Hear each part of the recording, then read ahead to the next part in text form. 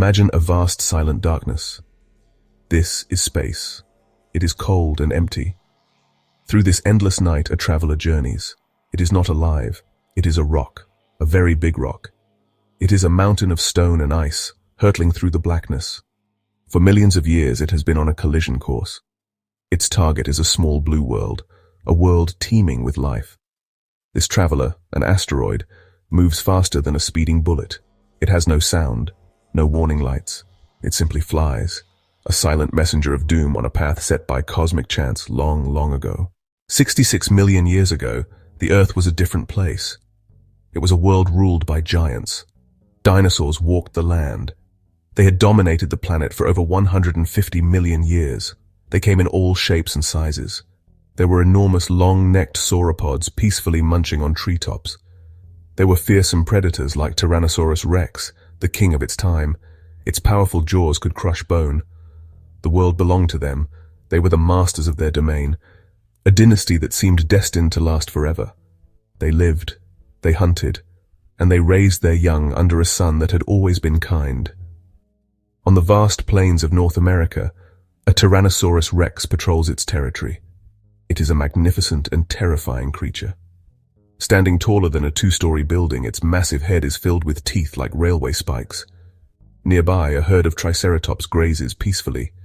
These animals are like giant horned tanks. They have 3 sharp horns on their faces and a thick bony frill to protect their necks. Across the globe, other titans roam.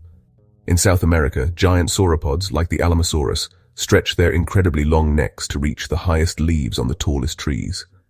They are living mountains of flesh and bone. Soaring through the warm, dense air were the pterosaurs. These were not dinosaurs, but a separate group of flying reptiles.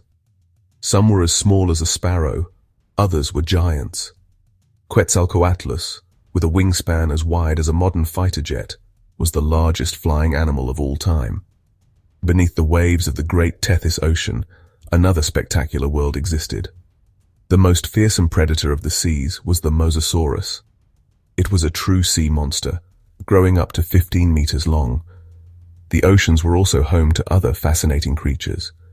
Graceful plesiosaurs with their long, snake-like necks and paddle-shaped limbs moved through the water like underwater dragons. Beautiful ammonites drifted with the currents, filling the oceans in their billions. While the giants ruled the day, another story was unfolding in the shadows, hidden in the undergrowth, in burrows beneath the roots of giant trees, and in the darkness of the night lived our distant ancestors. These were the mammals. During the age of dinosaurs, mammals were small and secretive. Most were no bigger than a rat or a shrew. They had to be. To be big and noticeable in a world of titans was to become a quick meal. They were warm-blooded, which allowed them to stay active during the cooler nights when the cold-blooded reptiles were sluggish. They were covered in fur, and their senses were sharp, perfect for navigating the world in darkness. The silent traveler is no longer silent. As it hits the Earth's upper atmosphere, the air itself screams. The immense rock, 10 kilometers wide, compresses the air in front of it. It becomes a fireball, brighter than 1,000 suns. It is moving at 20 kilometers per second. That is fast enough to travel from London to Paris in about 15 seconds. The air friction heats its surface to thousands of degrees Celsius, hotter than the surface of the sun. The asteroid's target is a shallow sea just off the coast of what is now Mexico's Yucatan Peninsula. The water offers no protection. The final milliseconds are here. The asteroid strikes the Earth. The moment of impact arrives. In that single catastrophic instant, the 150 million year reign of the dinosaurs comes to an end. The energy released is beyond human comprehension.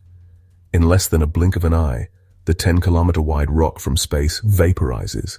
An immense cavity is blasted into the Earth's crust.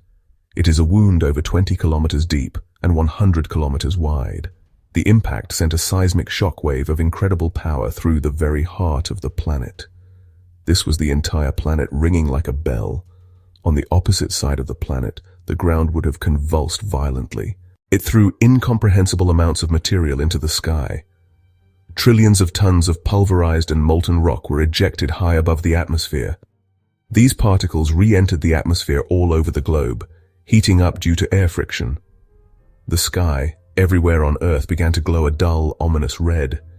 It was as if the entire planet was now covered by a giant heating lamp. The air temperature at ground level started to rise, rapidly and dangerously. The effect on the world's forests was catastrophic. Dry leaves, twigs, and whole trees began to spontaneously combust. Fires started everywhere at once. Within hours, vast wildfires were raging across all continents. The smoke from these global fires billowed into the atmosphere, joining the dust and debris already thrown up by the impact. With the sun completely blocked by a thick shroud of soot and dust, the Earth was plunged into artificial night. Photosynthesis, the fundamental process that powers almost all life on Earth, stopped. Plants on land and phytoplankton in the sea could no longer use sunlight to create energy. They began to die on a massive scale. Without sunlight reaching the surface, the planet's temperature plummeted. Global temperatures may have dropped by as much as 25 degrees Celsius. Tropical regions experienced freezing conditions for the first time in millions of years. The long, dark night and the bitter cold triggered a catastrophe on a global scale. This was the Great Dying. On land, the dinosaur stood no chance. The larger a creature was, the more food it needed to survive. With all the plants gone, the giant herbivores starved to death first. Once the plant eaters were gone, the great carnivores soon followed. A Tyrannosaurus rex could not survive in a world without prey. One by one, the last of these magnificent titans succumbed to starvation and the relentless cold. The 150-million-year reign of the dinosaurs came to a quiet and desolate end in the freezing darkness. In the midst of this planetary devastation, some life did cling on. Survival was not about being the biggest or the strongest. It was about being small, adaptable, and perhaps a little bit lucky. Our distant mammalian ancestors were perfectly suited for this kind of world. They were already small, used to living in the shadows. Many lived in burrows underground, which provided excellent insulation against the freezing temperatures. For these tiny, furry creatures, the apocalypse was not an ending, but a profound and unexpected opportunity. Other survivors included crocodiles, some turtles, and small birds that had developed beaks for eating seeds. After months, or perhaps even years, the dust and soot in the atmosphere finally began to settle. A weak, pale sun appeared in the sky. The planet that emerged from the darkness was a ghost of its former self. The first signs of recovery were slow and tentative. The first plants to return were the ferns. For a time, the world was covered in vast fields of ferns, a phenomenon scientists call the fern spike. This new world was a world of opportunity for the survivors. The planet was empty. All the ecological niches the dinosaurs had occupied were now vacant. It was a unique moment in the history of life. For our small, shrew-like ancestors, the world had been transformed from a place of fear into a place of possibility. For the first time in 150 million years, they could walk in the daylight without terror of being stepped on by a giant dinosaur. This newfound freedom sparked an evolutionary explosion. With no dinosaurs to keep them small and nocturnal, mammals began to diversify at an incredible rate. They grew larger and began to adapt to the empty roles left behind. Within just a few 100,000 years after the impact, mammals were evolving into forms that would be unrecognizable from their tiny, burrowing ancestors. Some evolved to eat plants. Others became predators. The Cenozoic era, the Age of Mammals, had truly begun. The initial phase of recovery gave way to an incredible burst of creativity in the animal kingdom. This was a biological renaissance. With no dinosaurs to compete with, mammals diversified at a rate never seen before. They exploded into a bewildering array of shapes and sizes, conquering the land, the air, and even returning to the sea. On the plains, the first horse-like creatures appeared, small animals no bigger than a fox. Great lumbering beasts called Wintertheres, with bizarre knobby horns, took on the role of giant herbivores. Some mammals returned to the water, the domain of the once mighty mosasaurs. The ancestors of whales, which were then four-legged, vaguely wolf-like creatures, began to spend more time in coastal waters. At the same time, another group of mammals took to the skies. Bats evolved, their forelimbs transforming into wings, allowing them to claim the night sky, a niche the birds had not fully conquered. This incredible diversification shows the power of evolution to fill a vacuum.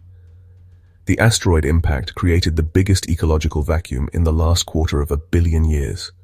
The survivors were given a world to remake in their own image.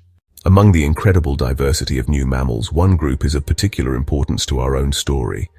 These were the primates. Emerging shortly after the extinction, these small creatures took to the trees of the recovering forests. They had grasping hands and feet, nails instead of claws, and most importantly, their eyes were shifting to the front of their faces. This gave them stereoscopic vision, crucial for leaping from branch to branch. This long, slow journey through the trees was the crucible that forged the key attributes of humanity. Our grasping hands, sharp three-dimensional vision, and complex brains all have their origins in this arboreal past. The story of the Chicxulub impact is more than just a tale of destruction. It is our own origin story, written in stone and starlight. The immense crater is a profound reminder of the fragility of life and the powerful role that chance plays. Without that asteroid, the world we know today simply would not exist. The long reign of the dinosaurs would likely have continued, and the small mammals would have remained in the shadows. We are here because the dinosaurs are not. We owe our existence to a random cosmic collision that ended one world and created the conditions for a new one to begin. It is humbling to consider that our entire history is built upon the foundation of such a cataclysmic event. When we look up at the night sky, we often see a scene of peace and tranquility. But the story of Chicxulub gives us a different perspective. It teaches us that the universe is a dynamic and sometimes chaotic place. For the first time in Earth's 4.5 billion year history, a species has emerged that can understand its own past and contemplate its own future. The dinosaurs could not see the asteroid coming. We can. Ultimately, this is a story of connection. It connects us to the deep past, to the vast expanse of space, and to the future. The same elements that made up that fateful asteroid also make up our planet and our bodies. We are all part of the same cosmic story.